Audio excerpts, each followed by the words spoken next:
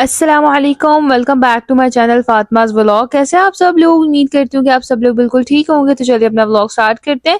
बिस्मिल्लाहिर्रहमानिर्रहीम, अल्लाहुम्मा सल्ली व सल्लिम अला नबीना मुहम्मद। आज का व्लॉग मैंने बिल्कुल सुबह सुबह से शुरू किया और यहाँ पर ना आज हम बनाने वाले थे मूली के पराठे नाश्ते में, जो कि हमारे घर में सबको ही बहुत पसंद है और हम लोग बहुत शौक से खाते हैं। तो मैंने सोचा इसकी रेसिपी आप सब लोगों के साथ भी शेयर कर देती हूँ। वैसे भी ये विंटर स्पेशल रेसिपी है। तो मूली को हमने चॉप करके ना इसका सारा पानी प्रेस करके निकाल दिया था, क्योंकि वो फिर पराठों में रहेगा तो फिर पराठे ठीक से नहीं बनते, खुल जाते हैं इसलिए। तो यहाँ पर सबसे पहले इसके अंदर जो है ना वो हमने अदरक को चॉप करके ऐड कर लिया और उसके साथ में मामा ने भर के जो है ना वो धनिया को भी चॉप करके इसके अंदर ऐड कर दिया। इसके अंदर बस हमने एक ही ग्रीन चिली कट करके ऐड किया, क्योंकि फिर जब वो निवाले में आती है ना तो बहुत ज़्यादा स्पाइसी लगता है, तो इसलिए बस हम इसमें दूसरे स्पाइसेस ऐड करेंगे। अच्छा जी, इसके साथ में हमने इसके अंदर जो है ना वो 1 टीस्पून हल्दी, उसके साथ में 1 टेबलस्पून साबित धनिया, 1 टेबलस्पून गरम मसाला और उसके साथ में 1 टीस्पून जीरा ऐड कर दिया है। हम लोग वैसे ना इसको मामा जो है वो फ्राई करके भी बनाती हैं, लेकिन हम लोग यहाँ पर जल्दी जल्दी में बना रहे थे, तो फिर इसलिए मामा जो है ना वो दूसरे तरीके से रेसिपी शेयर कर रही हैं। अच्छा जी, उसके साथ में हमने इसके अंदर ना जो है 1 पिंच अजवाइन और उसके साथ में कलौंजी भी ऐड कर दिया, जीरा भी, और 1 टेबलस्पून इसके अंदर हम लोग जो है ना वो सॉल्ट ऐड कर देंगे, क्योंकि सॉल्ट हमने जो है वो उसमें भी ऐड किया, आटा गूंदते वक्त उसमें भी डाल दिया था, तो इसलिए बस इसमें हम 1 टेबलस्पून ही ऐड करेंगे।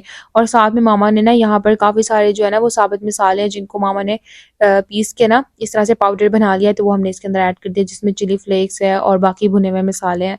और साथ में इसके अंदर जो है ना वो 1 टेबलस्पून रेड चिली पाउडर चला गया है, क्योंकि हमने ग्रीन चिलीज़ का इस्तेमाल नहीं किया, तो इसलिए हमने फिर इसके अंदर रेड चिली और बाकी सारे मसाले जो है ना वो ज़्यादा ऐड किए हैं। और यहाँ पर बस इस सारे मटेरियल को हमने अच्छे तरीके के साथ मिक्स कर लिया है। आटा जो है वो मामा ने तकरीबन जो है ना आधा घंटा पहले ही गूंद के रख दिया था, और बस आटे के अंदर भी जो है ना वो हमने सिंपल बस सॉल्ट ही ऐड किया है। यहाँ पर इसकी छोटी सी रोटी बनाकर ना इसके अंदर हमने मटेरियल भी रख दिया और साथ में देसी घी भी इसके अंदर डाल दिए थोड़ा सा, और बस अब इसकी एक रोटी बना लेंगे। और ना मामा से हम लोग हमेशा कहते हैं कि आप लोग मतलब आप जब भी हमारे लिए जो है ना वो मूली वाले या आलू वाले पराठे बनाए ना, तो उसमें भर भर के मटेरियल ऐड किया करें, क्योंकि इस तरह के पराठे मुझे बिल्कुल भी पसंद नहीं है, जो बस ना बीच से जिसके अंदर मटेरियल होता है और साइड्स पे होता ही नहीं है। अगर हम लोग कभी रेस्टोरेंट में जाए नाश्ता करने के लिए, तो वहाँ पर मैंने अक्सर देखा है कि बहुत सारे रेस्टोरेंट ऐसे हैं जिसमें इस तरह से आलू का या मूली का पराठा मिल रहा होता है, जिसके बस बीच में फिलिंग होती है और साइड से बिल्कुल खाली होता है। तो इसलिए मामा के हाथ का जो मज़ा है ना वो कहीं पे भी नहीं मिलता। मामा के हाथ के पराठे बेस्ट होते हैं। बस एक पराठा हमारा रेडी हो गया था और मामा यहाँ पर ना एक ट्रिक शेयर कर रही थी कि जब भी आप कोई भी पराठा बनाए तो पहले उसको इस तरह से ना दोनों साइड से हल्का सा पका लें और फिर उसके बाद उसके ऊपर ऑयल ऐड करें, क्योंकि कुछ लोग पहले ही पैन में ऑयल ऐड कर लेते हैं और फिर उसके ऊपर से पराठा डालते हैं। तो मामा कह रही थी कि उस तरह से जो है ना वो बेस्ट नहीं बनता, तो इसलिए पहले इस तरीके से दोनों साइड से रोटी को जो है ना वो हल्का सा बना लें और फिर उसके ऊपर आपने घी ऐड करना है या ऑयल, तो वो बाद में ऐड करें। तो इस तरह से पराठा ज़्यादा खस्ता और मज़े का बनता है। और मुझे बहुत सारी रिक्वेस्ट भी आ रही थी कि आप विंटर स्पेशल रेसिपीज़ हमारे साथ शेयर करें, तो एक रेसिपी तो मैंने आप सब लोगों के साथ शेयर कर दी है, जो कि बहुत ईजी है और सब लोग ही बना सकते हैं।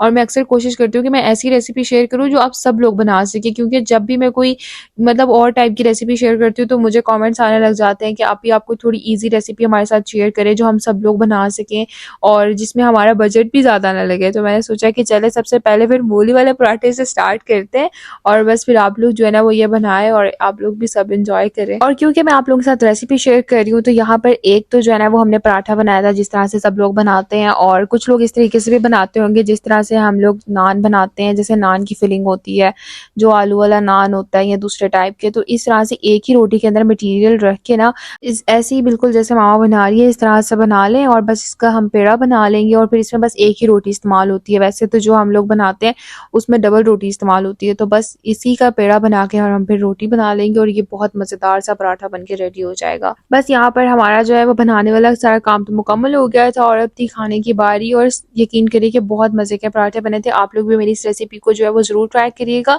और फिर मुझे कमेंट्स में बताइएगा कि आप लोगों को कैसा लगा था। और बस साथ में मैंने जो है ना वो जल्दी से धनिया और पुदीने का रायता बनाया था, क्योंकि अली रज़ा जो है ना वो उसको भी बहुत पसंद है कि वो जो भी मामा पराठे बनाए ना उसको रायते के साथ खाना बहुत पसंद है, तो फिर मैंने स्पेशल बनाया था। और उसके बाद आप लोगों को मैंने जो है वो अपने एक व्लॉग में दिखाया था कि अली रज़ा ने जो है ना वो अपने प्ले स्टेशन के लिए कुछ स्टिकर्स वगैरह मंगवाए हुए हैं, कुछ शीट्स, तो इसने उस पर लगानी थी, तो मैंने सोचा मैं आप लोगों को भी दिखाती हूँ कि ये कितना प्यार लग रहा है। और ये भी अपनी चीज़ों को बहुत ज़्यादा ऑर्गेनाइज करके रखता है, तो इसने अपने लिए जो है ना वो फिर ये कवर मतलब इसके ऊपर लगाने के लिए स्टिकर मंगवाया था। तो मुझे इसका जो है ना वो कलर इतना प्यारा लग रहा था ना, बहुत कूल सा कलर था इसका, बहुत अच्छा लग रहा था। और मुझे यहाँ पे कह रहा था आप ही प्लीज ध्यान से पकड़े, मेरा थोड़ा सा भी खराब ना हो जाए, मैं बहुत अच्छे तरीके से इसके ऊपर लगा रहा हूँ। मैंने कहा आई नो ये काम मैं बहुत बार कर चुकी हुई हूँ, तो तुम फिक्र नहीं करो।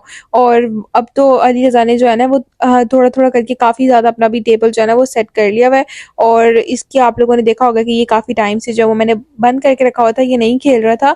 तो अब जो है ना वो इसने इसके लिए स्टिकर भी मंगवाया, और अभी कुछ दिन जो है ना वो ये फ्री है, तो फिर इसलिए जो है ना अब ये खेलेगा।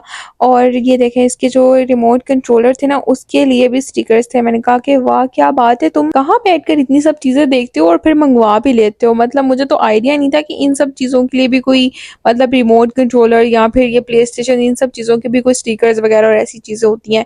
लेकिन खैर अली खेलता तो उसे काफी ज्यादा पहचान इन चीजों की, तो वो अपने लिए कुछ ना कुछ मंगवाता रहता है। लेकिन अभी तो काफी टाइम के बाद ही जो है ना वो बस उसने अपनी गेम्स की तरफ तवज्जो दी है, क्योंकि जब बस लास्ट टाइम उसने अपना टेबल सेट किया था ना, बस उसी टाइम पर ही उसने हर चीज ऑर्गेनाइज की थी। और उसके बाद फिर बस अब उसने जो है ना वो मंगवाया, क्योंकि वो कह रहा था कि मेरी न्यू प्ले स्टेशन है तो फिर मैं इसके ऊपर स्टिकर्स वगैरह लगाऊंगा, अदरवाइज ये खराब हो जाएगी।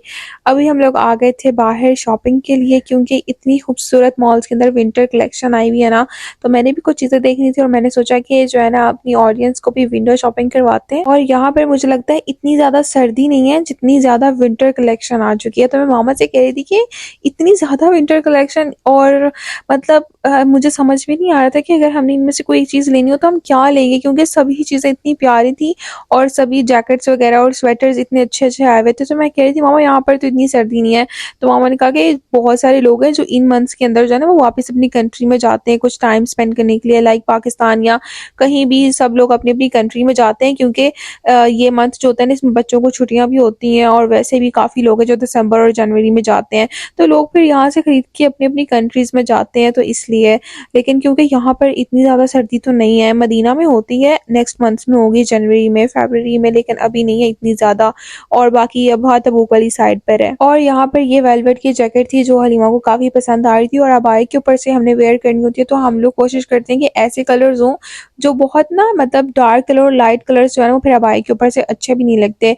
और हम लोग बस जब फिर सर्दियों में मदीना जाते हैं ना तो फिर वहां पर पहन के जाते हैं, और वहाँ का तो मौसम माशाल्लाह बहुत प्यारा होता है। और यहाँ पर खैर और भी अच्छे अच्छे ड्रेसेस थे, लाइक जितनी अगर जद्दा में जो जितनी सी भी सर्दी होगी ना तो इस तरह के ड्रेसेस जो है ना वो फिर पहनना अच्छा लगता है। और मुझे एक चीज़ जो है ना वो ये अच्छी लगती है कि जब पूरा सेट मिलता है, लाइक उसके साथ कई बैग और साथ में शूज़, और ये एक फ्रॉक थी उसके ऊपर से लॉन्ग कोट था। तो मुझे इस तरह की चीज़ें अच्छी लगती हैं जिसमें आपको जो है ना वो मतलब मसला भी नहीं होता। लाइक कुछ चीज़ें होती हैं जो इतनी अच्छी नहीं सेट की हुई होती, लेकिन कुछ कलेक्शंस होती हैं जो बहुत अच्छी होती हैं, जिसमें हम लोगों को जो है ना वो अपना दिमाग नहीं लड़ाना पड़ता।